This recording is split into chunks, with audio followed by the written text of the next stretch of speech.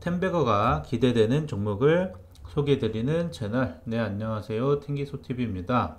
오늘 주제는 테바가 그 트주뉴에 대한 언급을 공식적으로 하면서 이제 유럽 대비가 진짜로 얼마 남지 않은 것 같은데, 그 부분에 있어서 트주뉴가 유럽 진출할 때 어떻게 적정 주가를 선정할 수 있는지, 이건 추정이기 때문에 참고만 뭐 하시는 부분이고요. 에스모 2025가 2025에 대한 초록 데이터 공개 관련해서 좀 의미 있는 부분들도 있습니다. 그래서 이 내용도 한번 보여드리고 가겠습니다. 자, 본 내용 시작하기 전에 탱기소 비공개 투자 커뮤니티 입장 방법 설명드리겠습니다. 카페 주소는 영상 하단에 설명란에 기재되어 있고요. 처음 연락처 적어주시면 가입은 가능하십니다. 뭐 글을 모두 읽거나 하시는 분들은 계좌 개설과 종목 이관으로 등업이 가능하다 이렇게 말씀드리겠고요. 구독과 좋아요 눌러주시면 감사드리겠습니다. 자, 본 내용 시작하도록 하겠습니다. 테바 홈페이지에 올라온 내용입니다. 테바와 프레스티지 바이오파마 유럽 트주뉴 상용화를 위한 라이선스 계약 체결 해서 이제 공식적으로 이제 테바에서도 언급했기 때문에 이거에 대한 이제 우려를 하는 사람들은 없을 거예요. 그전에는 공시 프레스티지 바이오파마가 테바와 계약했다는 공시만 있고 다른 내용은 추가적으로 없었고 수주나 이런 것들도 깜깜 무소식이었기 때문에 사실상 이거 이러다가 뭐 계약만 하고 갑자기 취소가 나오는 거 아니냐. 왜냐면 신약 개발 같은 경우도 라이선스 아웃했다가 반환하는 사례도 있는데 요 부분은 언제든지 일어날 수 있는 거 아니냐. 계약금도 없고 뭐 이런 이제 우려들이 많았습니다. 근데 사실상 신약 개발 라이선스 아웃이 아니라 이거는 판매권에 대한 라이선스 아웃이거든요. 그래서 뭐 계약 규모나 뭐 이런 것들이 당연히 좀 다를 수밖에 없습니다. 신약과 신약 개발은 그 신약에 대한 그 개발할 수 있는 권리를 주는 거겠지만, 이거는 단순히 판매할 수 있는 유통망에 대한 라이선스 아웃이기 때문에 많이 다르다는 점 다시 한번 말씀드리고요.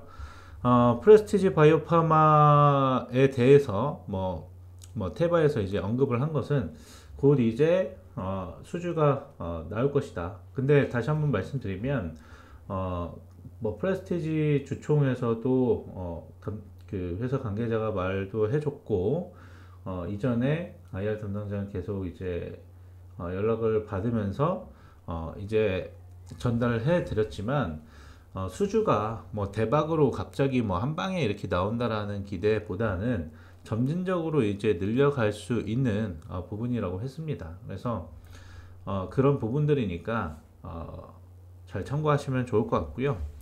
일단 내용은 뭐 같이 한다, 뭐 요거를 확인시켜 주는 거죠. 이번에 이 홈페이지에 나온 내용은 프레스티지에서 해달라고 한 게 아니고 테바에서 이제 준비가 됐으니까 이제 뭐 우리 이거 올려도 되냐라고 먼저 이제 요청을 했다고 합니다. 그런 부분들을 참고하시면 좋을 것 같습니다. 어쨌든 얘네 테바도 이 허스틴 바이오시밀러를 유럽에서 자기네들이 판매를 지금 못하고 있기 때문에 요 라인업을 갖추고 있는 게 굉장히 중요해요. 테바 홈페이지 IR 그 자료를 보면 얘네들이 그 바이오시밀러 라인업 꽉 채우고 또 본인들의 그 계량 신약 업체잖아요. 뭐 그거랑 뭐 여러 가지 신약이랑 뭐 이런 것들 해가지고 많은 이제 좀 변화를 주려고 하고 있습니다.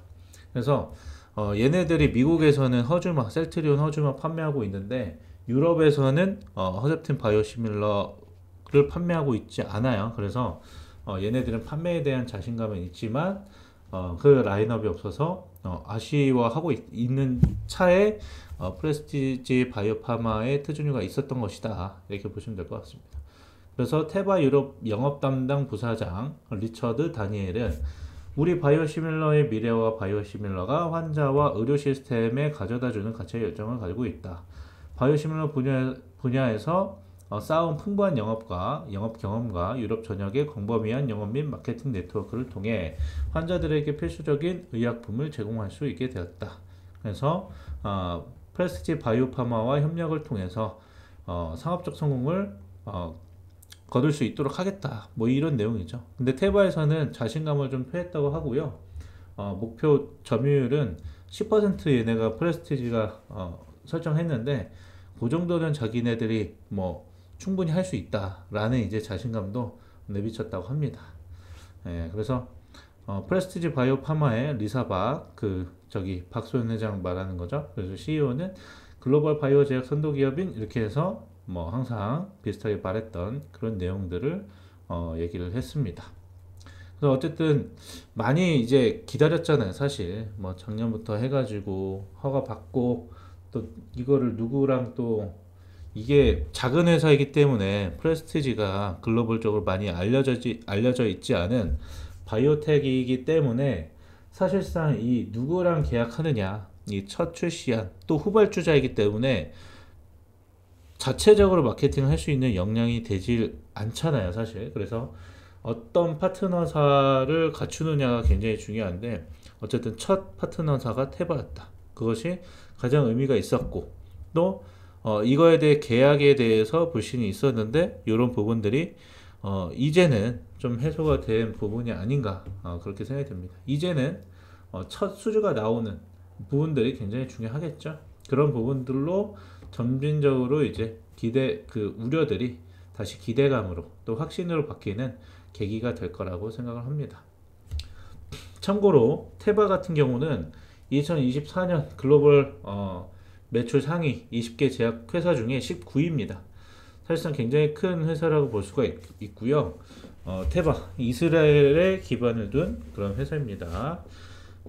머크 다음이네요, 그렇죠? 네, 이 부분 참고하시고 머크는 아무래도 이제 많이 익숙해지셨지 않을까 그렇게 생각이 됩니다. 머크 다음으로 매출액이 크다 이렇게 보시면 되겠습니다. 그래서 이제 일곱 번째 유럽에서 일곱 번째로 프레스티지 바이오파마가 2024년 이때 승인을 받았고 5월 달에 이제 테바와 올해 5월 달에 테바와 계약을 했는데 가장 중요한 거는 이제 가격 경쟁력이겠죠. 미국은 오리지널 약이 좀 더 이제 강세라고 해요. 근데 유럽 같은 경우는 이 바이오시밀러들이 가격 경쟁력이 있기 때문에 미국도 가격 경쟁력이 있습니다만은 걔네들은 좀 더 오리지널 약에 좀 더 그 가능성을 좀 두고 있고 이 유럽에서 바이오시밀러가 약 가격이 굉장히 중요하다고 합니다. 그래서 지금 현재 바이오시밀러들이 최소 30% 이상의 그런 마진율을 보이고 있어요. 경쟁이 치열하다 뭐하다 하지만 일반 제조업 대비해서는 사실상 높은 마진율을 보유하고 있다 이렇게 보시면 되겠고 허주마 같은 경우에도 마진율이 약 30% 정도라고 보시면 될 것 같아요.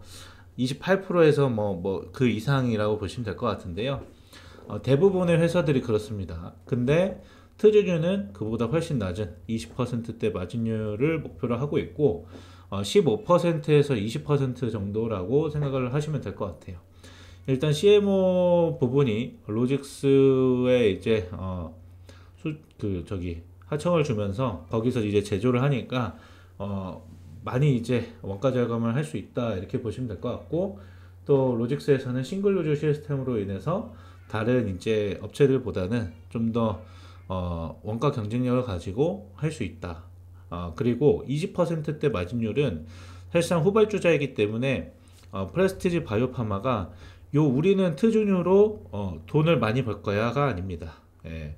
이 마진에 욕심을 내기보다는 밸류체인 가능성 확인과 시장 안착에 방점을 둔 것이고 테바라는 큰 빅파머와 이제 이 글로벌 시장에 진출함으로써 이름을 알리겠다라는 그런 이제 전략인 것이죠. 그렇기 때문에 그렇다고 해서 완전히 다 퍼줄 수는 없고 하기 때문에 15에서 20% 정도의 마진을 가지고 가는 그런 전략을 취한다. 그렇기 때문에 가격 경쟁력이 되는 겁니다.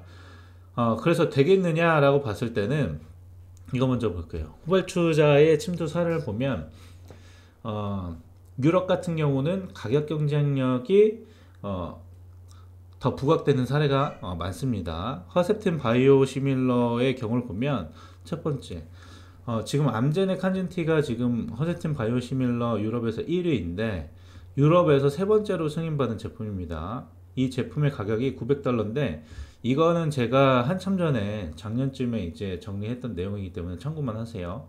900달러인데 타 제품 대비 가격이 가장 저렴합니다. 그래서 가장 빨리 침투했고 지금은 베스트셀러 제품이 되어 있습니다. 셀트리온도 마찬가지입니다. 셀트리온의 허주마가 삼성바이오 에피스 온트루잔트보다 승인이 늦었습니다. 하지만 온트루잔트보다 많이 앞서 있는 점유율을 가지고 있고요. 지금 허주마는 1300달러이고 온트루잔트는 1500달러이기 때문에 이 가격 차이가 크다 이렇게 말씀드릴 수가 있겠습니다. 그리고 가격 추정을 이제 해본 것인데 일단 글로벌 유럽 시장이 이제 딱 그 바이오 시장은 딱 정해져 있다고 하더라고요. 미국이 50%, 글로벌 시장에서 미국이 50%, 유럽이 25%, 나머지 기타 등등이 25%라고 합니다. 그래서 유럽을 25% 정도의 글로벌 시장에서 25% 수준이라고 보시면 되는데 2025년 제가 이것도 작년에 정리했던 거기 때문에 뭐 2025년, 2026년 이렇게 정리가 되어 있지만 출시일에 따라서 조금씩 좀 기간을 알아서 이렇게 생각을 하시면 좋을 것 같다라는 말씀을 드리고요. 첫 그 출시 때 이 점유율은 이 허셉틴 바이오시밀러 트주뉴의 이 유럽 시장 목표 점유율은 10%입니다. 근데 첫 진출 때는 10%가 바로 되기가 어렵다고 보기 때문에 5%로 잡았습니다. 그래서 유럽 매출, 유럽 이익을 계산을 해가지고 유럽 이익은 15% 잡은 거거든요. 15%를 가정을 했습니다. 프레스티지에서 20% 제시했지만 넉넉하게 보수적으로 15% 잡았습니다. 그래서 여러 이제 업체들과 이제 바이오 업체들과 비교를 했을 때 PER로 하면 더 크게 나타나요. 왜냐면 셀트리온만 해도 PER 같은 경우는 100배 이상이잖아요. 그렇기 때문에 상당히 좀 비슷한 업체가 뭐가 있을까 비교할 만한 업체가 그래서 삼천당 제약이라는 회사와 좀 비교를 해봤습니다. 그랬을 때 PSR, PER 말고 PSR로 비교를 했는데 PSR이 이제 삼천당 제약 같은 경우 28배가 나옵니다. 그래서 이 비교를 했을 때 28배를 적용하면 25년 그 첫 출시하고 매출 점유율 5% 달성했을 시 그리고 영업 이익률이 15%였을 때 가정을 해보면 35,000원은 가야 된다라는 거죠. 예, 그래서 10% 달성했을 때는 그 다음에 81,000원 뭐 이렇게 해서 쭉쭉쭉 가서 요걸로만 프레스티지가 지금 목표로 하고 있는 점유율을 달성했을 때 이 시장이 커지는 이 부분과 맞물려서 떨어진다고 하면은 2028년까지는 트주뉴로만 10만원 이상 추산이 된다 이렇게 갈 수 있다 이렇게 추정을 하고요.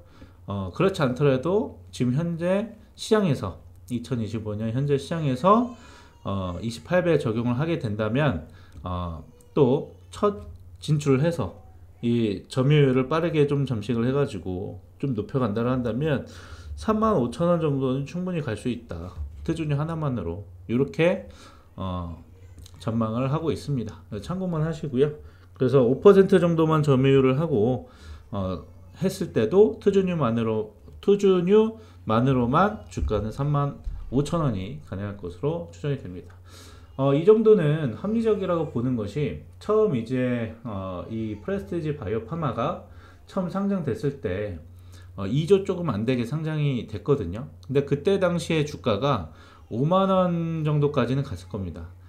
그때 따지고 보면은 처음 상장했을 때 201, 204 두 개, 그러니까 이제 그 허셉틴 바이오시밀러, 아바스틴 바이오시밀러 두 개로 밸류 선정을 받아가지고 가치 선정을 받아서 상장을 했는데 그게 이게 기대감이 작용하면서 5만원이 넘었었거든요. 그래서 지금 현재 뭐 더 늦어졌기도 했지만 이 허셉틴이 본격적으로 이 유럽에 진출했을 때 35,000원 정도는 충분히 가능한 그런 주가 가격이라고 생각합니다.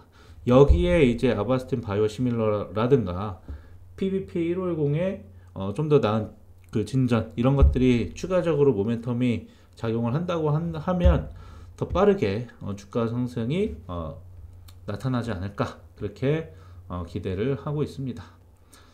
자, 그래서 트주뉴에 대한 그런 내용은 여기에서 정리를 해 드리고요. 204 같은 경우도 제가 이제 추가를 했어야 됐는데 뭐 정리를 하다 보니까 깜빡했습니다. 204에 대한 거는 최근에까지 최근 5월 달까지 올라온 내용이 있었는데 그건 추후에 자료를 통해서 공유해 드리도록 하겠습니다. 어쨌든 이번에 이 중요한 거는 어쨌든 204의 거기 이제 논문에서도 발표한 내용에서도 예상 마무리되는 시점이 올해 12월이다 이렇게 말씀드리고요. 추가적으로는 다음 방송에서 제가 말씀드리도록 할게요.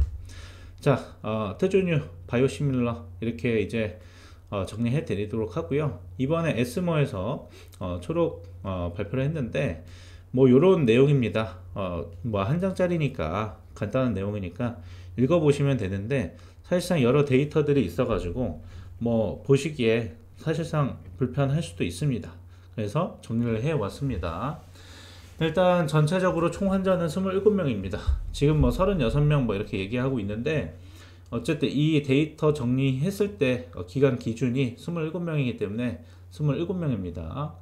그래서 총 단독요법 투여한 사람들이 18명이고 병용요법으로 이게 젬시타빈과 같이 병용 투여한 사람들은 9명이다 이렇게 보시면 되겠고요.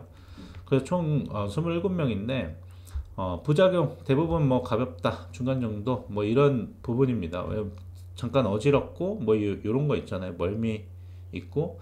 왜냐면 제가 기사 내용으로만 봤을 때는 부작용이 전혀 없다라는 식으로 이제 써져 있었고 이런 이제 다른 내용이 없었기 때문에 사실상 약의 효능이 작용을 하려면 제가 알기로는 부작용이 있어야 됩니다. 부작용이 없을 수가 없죠. 그쵸? 근데 왜냐면 위고비만 맞아도 사실상 이렇게 부작용이 있는데 비타민 C만 먹어도 부작용이 있는 사람들이 있잖아요. 근데 약이 효능이 있으려면은 이게 사실상의 부작용이 없을 수가 없는데 그래서 이제 좀 더 이제 직접 한번 더 찾아본 겁니다. 그랬을 때 1등급에서 2등급 경미한 부작용 93% 대부분이고요. 가볍다 중간 정도 이렇게 했는데 3등급은 심한 수준입니다. 근데 이 DLT 용량 제한에 대한 독성이 없다라는 것은 더 이상 나 이거 포기할래 이런 게 아니라 약물 투여가 이제 계속 지속 가능한 그러니까 통상적인 항암 치료에서 발생할 수 있는 그런 메스꺼움이라든가 혈소판 축소 이런 것들이 있을 수 있다고 합니다.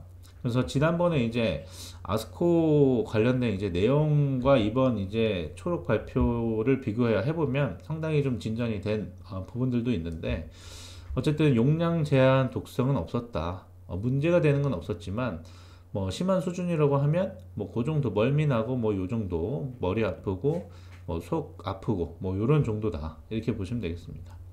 그래서 단독요법은 독성 없고 안전했다 요걸 밝히는 게 핵심이기 때문에 사실상 이번 이제 데이터는 긍정적이다 이렇게 보시면 될 것 같습니다. 거의 이번 중간 발표라고 이제 보셔도 될 것 같고요.